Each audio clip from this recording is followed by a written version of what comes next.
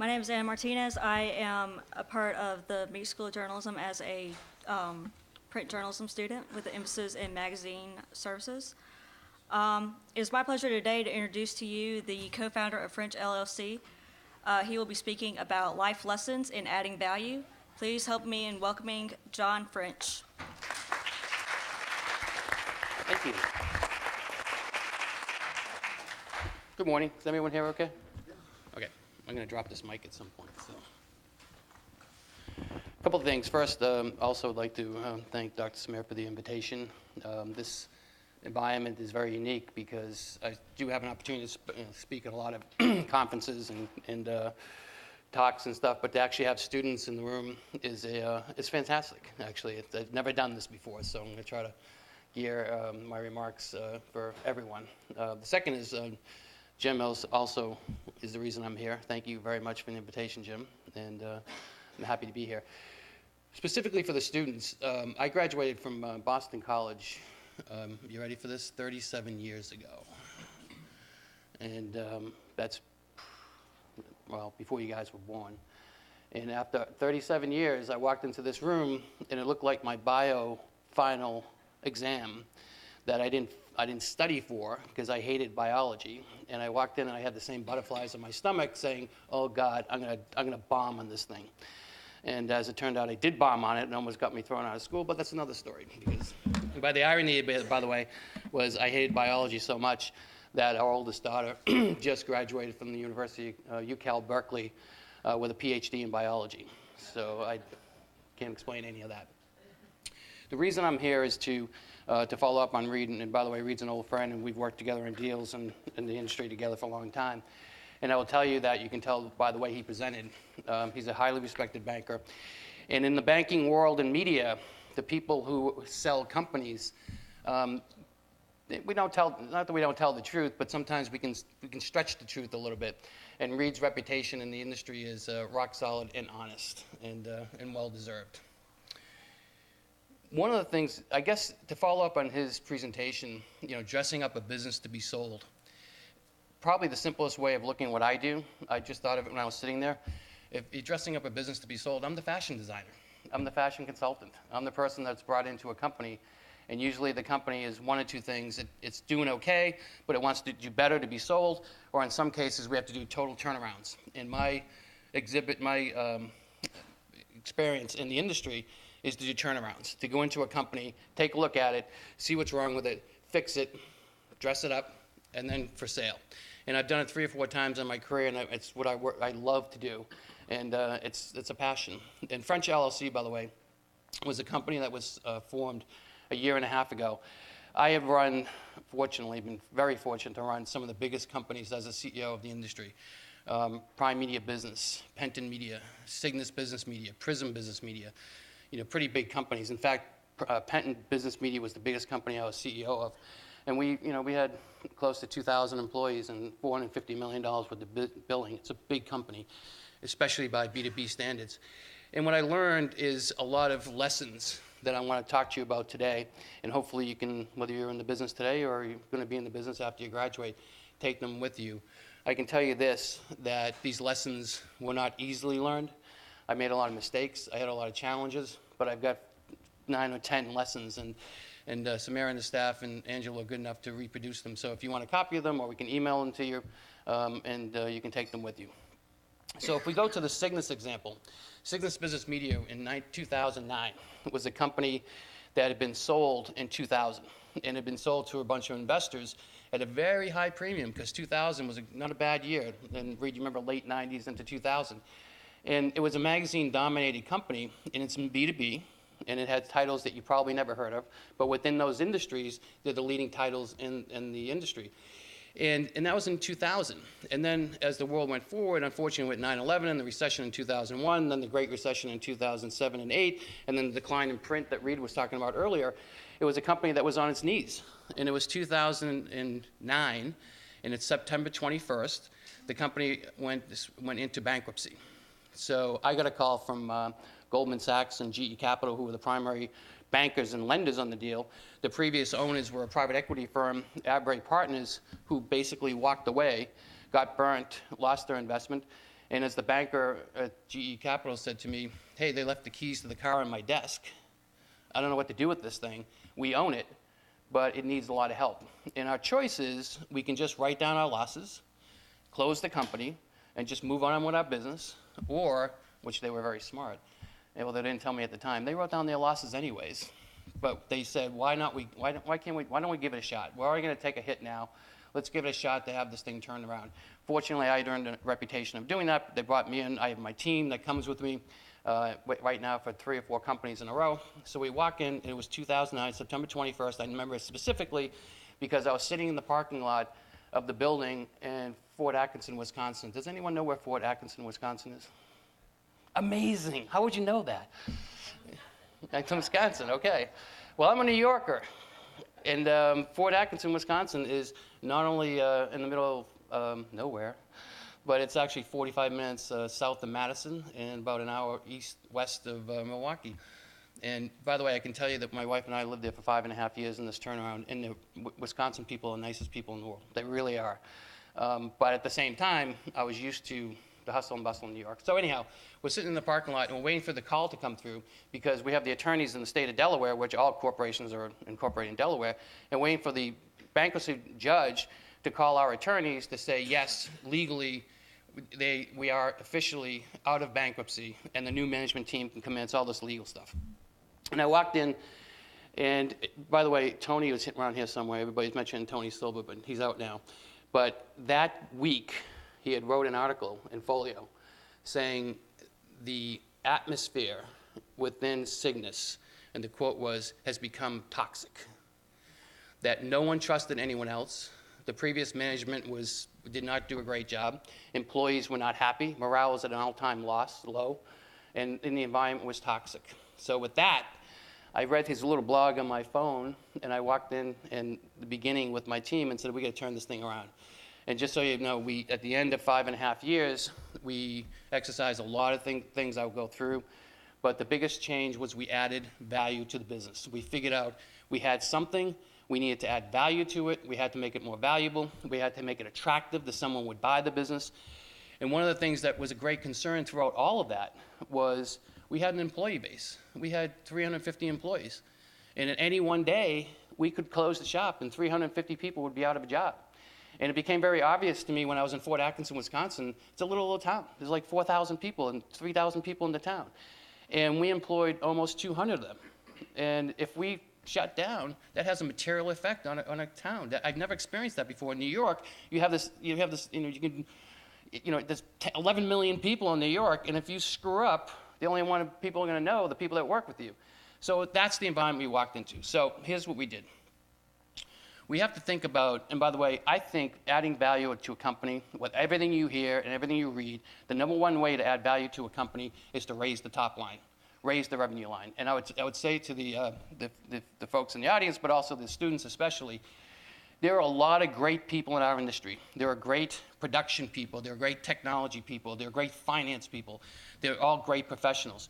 But to make the magic of what happens in a media company is to affect the top line. Be one of those people who can increase revenue. Because if you're a baseball team, and I use this example all the time, if you're a baseball team and you're losing and morale is terrible, and you don't like your teammates, you don't like your coach, and you don't like anybody, but all of a sudden you string together 10 wins in a row. All of a sudden, you love your coach, you love your teammates, you love everyone else because you're on a winning streak. And a winning streak in media businesses are to raise the revenue, to figure out a way that you can be more valuable in the marketplace today than you were yesterday or the week before. So when you think about it, and I don't usually read specifically for a presentation, but this is something I do believe. By the way, if you're a leader and you're not adding value every day to your company, your employees, or to your investors, you have no value.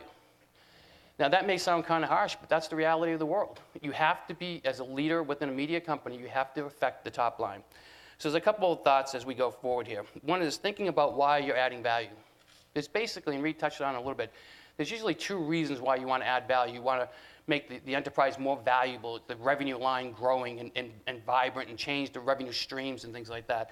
There's usually 2 reasons. One is you want to improve the operating margins of the company. Makes sense. The second is you're building a strategy for an exit. You want to this value together and sell it to someone else, make a profit, and go on to new things.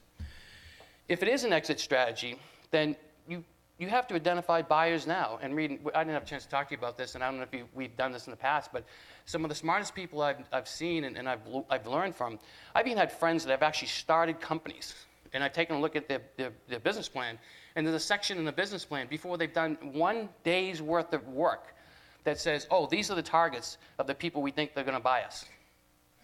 Now, that's a smart entrepreneur. And when I got closer into that and understood a little bit better, what I realized was they were building companies in the vision of not so much their vision and their needs at the time. They were building companies on the needs and the vision of a potential buyer. And that's an important point. And you can still do those at the same time. You could do it healthy between the two. The second is to honestly analyze your portfolio. What do you got? And I use the term, look at the hand you dealt. So in the case of Cygnus, one of the easiest ways to turn around a company in the media industry, especially today, is to have a lot of big trade shows. And when I was running Penton Media, we had some of the biggest trade shows in B2B. We had, they still have them actually. Expo Healthy, Expo West and East, and it's Natural Foods, Natural Product Expo. And they have 75 or 85,000 attendees in Anaheim every year. And the margins are 60, 70% or more. So we looked at the portfolio we had in Cygnus, and we had a bunch of trade shows, but they were small. And we couldn't turn around and launch a 75,000 attendee trade show. So we took a hard look at the portfolio and said, okay, let's deal with the hand that we're dealt.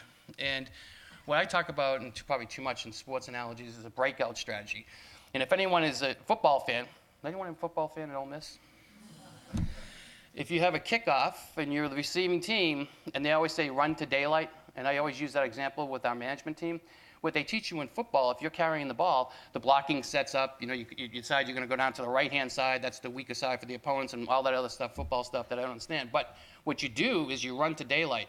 That's your strategy. And what daylight is, that's your opportunity to break out from the tackles, and go out and score a touchdown. And for Cygnus, it wasn't trade shows. We just, and by the way, we're owned by the banks, so we're not going to go out and buy anything anyways.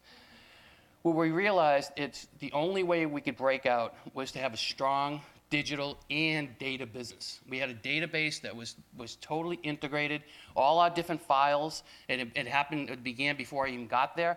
And I remember having this eureka moment one night saying, we gotta figure out how we're gonna make ourselves different. And we decided to go down the path of digital and to database management. And I'll get into that in a few minutes. But that was the breakout strategy for us. So that was lesson number one.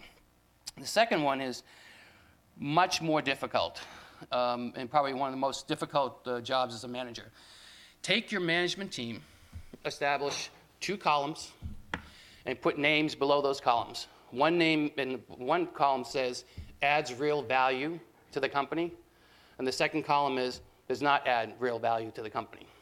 And then you have to be very ruthless with kindness, and I mean that sincerely. There's an old Jack Welch, who used to run GE. People either loved him or hate him, but one of the things he did teach, and I agreed with him, is that you have to make really hard choices in management. And if people are not being effective, and you give them an opportunity to be effective, and they still aren't, then you got to get rid of them. But at the same time, Jack Welch would say, once you made that decision, treat them with dignity, make the exit as much as you can peacefully as possible, and give them a great severance so they can restart their career and maybe replant themselves somewhere else. So we did that, and I didn't realize it at the time, but from the day I started until the day we sold the rest of the company, we had turned over 81% of the management team. So if you were one of 10 people sitting in the room, there were 8 of you who didn't make the cut by the end of it. And I didn't even realize it, by the way. I never took that as a tally. It was pointed out to me later on when we sold the company. But you got to be tough, and you got to be able to establish who's going to be helping me grow the value of the company.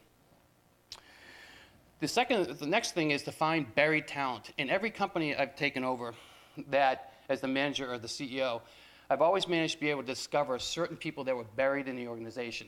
People who were visionary, who really want to do the right things, who were really smart.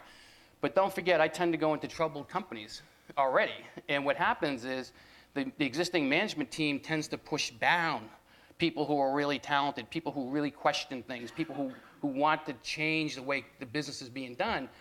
And part of the job is to go in there, to take out that level that has not done a great job and find out who those buried treasures are. And I'll tell you, and I'm not supposed to talk like this because it's legal or gender or whatever, but most of the time I've gone into a company, the people who are buried tended to be females in a male-dominated management group. And again, I'm not even sure if that's appropriate to talk because legalities and everything else, but it's amazing. I found such bright, talented people that were buried in the organizations we've gone into and later on became superstars. And you wouldn't know them, but I can name a half a dozen right now that are in different companies just kicking butt. And when we got there, their careers were not going the trajectory they deserved to be.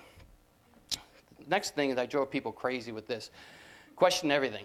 Question everything every day. My number one phrase when I was doing a turnaround or adding value to a company was, why do we do that?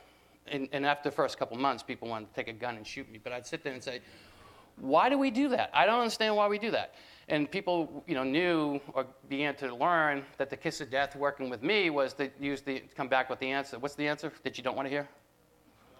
We always do it that way.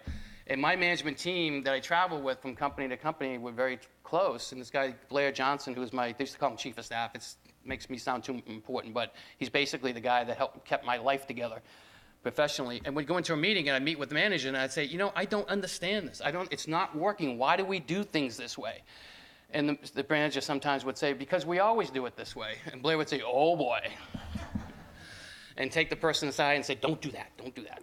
So just question everything. When you go into it, just so many times businesses that are failing get into bad habits and they're so buried with the bad habits they can't see outside the trees. So question that. The other thing we did, is anyone familiar with the term skunk works? Yeah, skunk works is a term, well, we're showing our age, thank you. Skunk works is and I won't go too much into it, but it's a whole principle that was started back really in the aerospace industry, the technology industry, really cutting edge technology back in the 60s, believe it or not. And Skunk Works was a group, and I don't know I remember why it was called Skunk Works, but I can't remember now. Something about hiding or something like that. But skunk work groups, and we use them in all the companies I was in, are groups that are drawn from all levels of the company. So it's just not management. You put out the call, and you say, this is a skunk group, and this is what we want to do, and the people answer self-qualify. And what they want to do is they want to be involved in something new. So Skunk Works was, and I say this, establish, lead, and support a skunk group in your company, and their sole purpose is to come up with new ideas and new products that no one's ever thought of before. And their failure rate is high. But boy, when they come up with a product that works, you just take that to the bank. And the people who tend to come to these skunk work groups, again, self-select. They're enthusiastic, they're smart, they want to do something different, they want to be known for something, they want the recognition, and they want to do something that's big and beyond what their everyday job is. And we had great success with that, and that helped us launch all kinds of new properties. Because as I said earlier, in the case of Cygnus, we were owned by banks. We were told from day one, you are not going to buy anything. If you're going to grow the value of this company, then you're going to have to launch it. And that helped us do that. And speaking of launches, the other lesson is be bold to launch, but just as bold to shut down and move on. I've launched a number of trade shows, magazines, websites, portals, to great success, and to some that not. And don't hold on to the losers. Just realize you made a shot at it, you thought you were right, for whatever reason it wasn't, and just move on. As a manager and a CEO, personally, be a leader in all things technology and data, and I say don't fake it. And that's a big deal because I'll tell you a quick story. I was talking to a friend of mine who owns a media company, and he's thinking of selling, and I'll tell you, it could be a sales lead. And I've known him for a number of years, and I said, and he's about my age, and I tell you, I'm 61 years old, he's about my age, and that's the age, kind of that magic age where people who own businesses decide, well, maybe it's time to cash in. And I said, it's a little early. I thought you'd wait a little bit longer. There's too much going on. Why would you sell now? And he said, I was a magazine publisher, and then I realized I had to get into events, so I became an expert in the event business. And then I realized I need more than that, so the digital business came along, and I had to be expert in the digital business. And he said this whole thing of data monetization, how do you make money on data? It's a whole nother world. It's like the web again. It's like a trade show evolution again. He said, I said, yeah. And he said, I just don't want to learn it. I said, what? And he said, I'm done. I said, this is another evolution, and it's just going to be too much work to learn the data business. I want to do other things, so I'm going to sell. Now, and that's by the way, that was his personal decision, and it was a good one because that's the way he was made up, and that's what he wanted to do. I look at it the other way, and again, for you folks that are graduating in a couple weeks or a couple years, there are certain moments in industries and sports and in different walks of life that are called golden eras, right? The golden era in baseball was in the 20s with the Yankees, and the golden era in football is the Patriots because I'm a Patriots fan. I'm sorry. But there's a golden era going on right now in the industry, and that's the whole evolution of dataization and making money on data. And I think we're going to talk about this in a few minutes, but almost all of my career has been in the B2B industry, but I have a lot of friends who are in the consumer and the enthusiast industry, and the more sexy titles like Vogue and all that stuff. They are a challenge, if not more challenged than we are, of knowing who's receiving their product, besides the fact that they give them a credit card. And what are they doing? How are they doing it? Why are they buying it? What's the profile? What's the 360 view of the person who's reading this magazine? And it's a whole other talk I won't get into now, but it's exciting.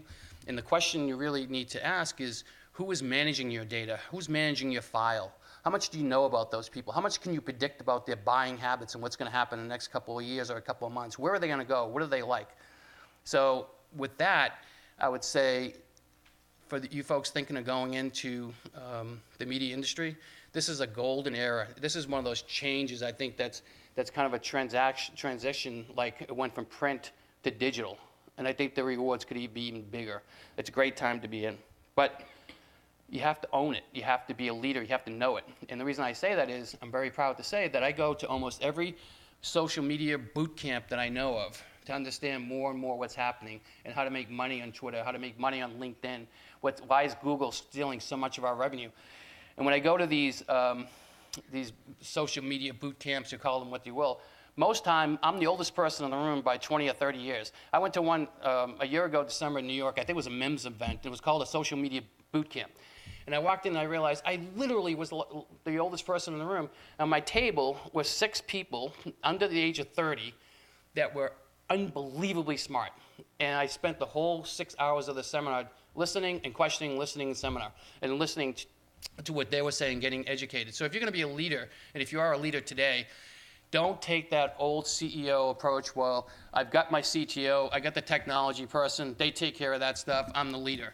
No, you're going to own it. You're going to understand it. You're going to live it. And if you don't speak the language, people are not going to pay attention. And then finally, Jim and I also share something in common as well. We both have, in this case, sons, but we both have sons that are coming out or are in ROTC training for the military. And our son is right now not far from here. He's in Fort Benning, Georgia. And he graduated from the University of Wisconsin, ROTC, and he's a second lieutenant in the Army. And the reason I tell you that story is that it was kind of illustrative of something that just happened to me in the last couple of weeks. And what happened was, he's a crazy military kid. He's wanted to be in the Army since he was 5 years old. And when he was in ROTC, he actually volunteered to go through as a private in Fort Benning, knowing full well he would never be a private, but he was going to be an officer, but he wanted to understand from the ground up. Very funny story, by the way. We were having lunch with him, and he told us, and my wife was kind of freaking out a little bit. She's like, why would you go to Fort Benning? It started with you guys are college students, right? This is the one phrase that parents do not want to hear. So we sat down at lunch. He said, I need to talk to you guys. And we sat down, and he says, the magic phrase that just got us all worked up. And the phrase was, I'm thinking of taking next semester off. Has anyone said that to their parents? Okay, don't try it, because that's like, whoa. Parents immediately go, they're never going to go back. He's never going to get a degree. He's going to be, my guy's going to be begging for the next 20 years on the street because he took that one semester off. But that's another side story. So I said, why are you taking the semester off? And he said, well, I'm thinking of going to Fort Benning. I have an opportunity to go through basic training as a private. And I said, okay. My wife was like, you're an officer. We talked about this. He said, no. He said, I think I really have to walk the walk. If I'm going to be an officer and leader of people, I have to understand what they've gone through and have no one at some point say to me, I can be yelling at them, which they do a lot of yelling in the Army, which I don't understand. And say, you know what, I've done it, I was there, so don't tell me it can't be done. So my wife, Nancy, she's my partner, by the way. I didn't mention, co-founder. She's the old co-founder of our firm. And she raised our children for 25 plus years, traveled all over the world with me, listened to my speeches all the time in my management group. And at the end of 30 plus years in corporate America, I said, you know, I'm bored. She said, why are you bored? I said, I got to do something. I said, let's form a company. So we formed the company, and she's working with me, and we're having a great time, and she wished she could be here. But the point of all that, we were talking to our son, and I said, well, okay, why would you do that? And she said, he looks at me, and he said, and she says, my wife said, why would you do that? And she looks at me, my wife, and he says, he points at me, and he says, well, Dad always said, don't ask people to do anything that you wouldn't do yourself. And I went, oh, shit, this is, man, this is my problem now. In any event, the reason I tell you that story is, has anyone heard of Ranger School? Okay, to be a Ranger? And to be a Ranger, it's the most, it's up there with, it's the equivalent of Navy SEALs. Most people know Navy SEALs, but it's the toughest training you can go through. And they literally put you through 62 days of hell, and it's divided into 3 groups. You go in the mountains for 20 days. You go, you start in Fort Benning for 20 days, and they may just run you around until you fall down. And then they put you up in the mountains in mountain survival. They don't feed you, they don't give you enough to clothes. You know, they have suffer from exposure, it's leadership and all that stuff. And then when that's done for 20 days, they send you down to the Florida Everglades to live with a bunch of snakes and to survive without food or water for days in the jungle. So I said, and even I was taking this one seriously, I said, man, you gotta get some advice here. So long story, I happen to know a couple of Rangers that are active right now through hunting trips and some wounded warrior things we do. And one of those guys is Jeff, and Jeff is somewhere in the world right now. As he said, he's on an extended overseas vacation, and I know exactly where he is and what he's doing. And I said to Jeff, I sent him an email, I said, you know, John, or Junior, John's gonna be starting Ranger School in a couple weeks. Any advice you can give him? And here's the reason I tell you this story, and it's the best advice I can give anyone in this room.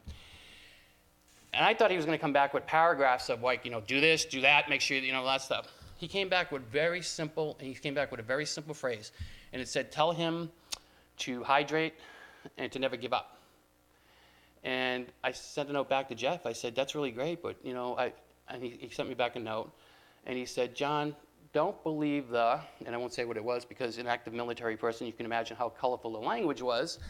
He said, but don't believe any of that stuff. And here's the message today, whether it be a turnaround or whether it be adding value to a company on a day-to-day basis. I can tell you when we went through the Speak Success story, there were times that we were violating covenants. The banks were ready to pull our paper.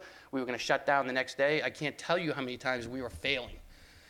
And what I realized in his great advice is, number one, hydrate. And when you go through all that training, the number one reason soldiers fail is they're not properly hydrated and their body breaks down.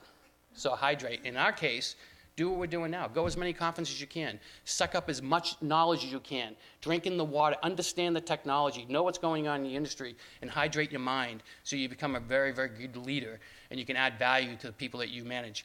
And the second one is never give up. And there were times, again, I would come home, and as the leader, by the way, I would never let it on to my team, but I'd go home I'd get home, my wife would say, how was your day? I said, oh, not too bad at all. Revenue projections just dropped 10%. We lost our best manager in digital. The banks are making noises. They're going to pull our paper, and we're probably close to violating our covenant. How was your day? But just know, I wasn't smart enough to give up. We just never, ever give up. And the final thing I would tell you, to add value, you can use these lessons here and stuff, but the most important thing in adding a value to a business is to realize what you have, figure out whether it's good or bad, figure out whether you have the right management team, and if not, make the change, set the vision, and just stay at it and don't let anyone tell you you can't do it. And the final thing is the advice what they tell Rangers going in, and he got the same advice. You may fail, and the washout rate in a Ranger School is phenomenally high. And frankly, when he starts, I don't know if he's going to make it or not. But that's not important. What is important is don't let them tell you that you didn't make it. But don't let yourself tell you didn't make it. And if you use that, you won't make it. Don't you make the decision, let somebody else make it, and keep fighting until you get there. And if you use that to the students in the audience, I think, seriously, it took me a long time to understand that. If you remember anything 10 years from now, rather than that guy just going on and on about magazine turnarounds, that's the one. Don't make the decision yourself. Work as hard until someone tells you to get off the horse. Thanks for listening.